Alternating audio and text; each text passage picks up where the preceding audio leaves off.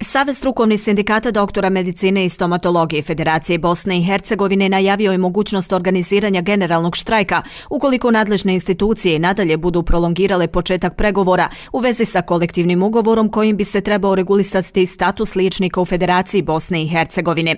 Predsjednik Saveza strukovnih sindikata dr. Ifat Rijad Zaid upozorio je na preskonferenciji da će se nakon štrajka upozorenja organiziranog prije mjesec dana pristupiti pripremama generalnog štrajka liječnika u Federaciji, ukoliko Federalno ministarstvo zdravstva ne počne pregovore o kolektivnom ugovoru sa reprezentativnim sindikatom, kako je to definisano Zakonom o radu. Štrajk upozorenja bio je zakonska pretpostavka da bi došlo do onoga što na svaki način pokušavamo izbjeći, a to je generalni štrajk liječnika u Federaciji, kazao je dr. Zaid, navodeći da neotpočinjanje pregovora oko kolektivnog ugovora predstavlja vrh ledenog brijega, ispod kojeg ključa ogromno nezadovoljstvo liječnika i zdravstvenih radnika općenito, kao i pacijenata.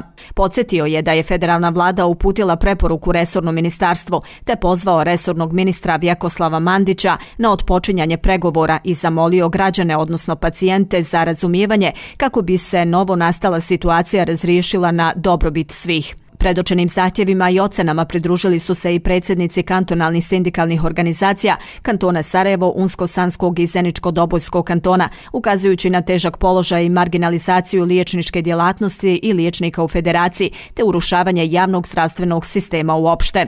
Upozorili su da liječnici rade u izuzetno teškim uslovima, bez adekvatne opreme i mogućnosti pružanja kvalitetnih usluga, što je dovelo do egzodusa liječnika, odnosno odlijevanja najstručnijih kadrova u razvijene zemlje.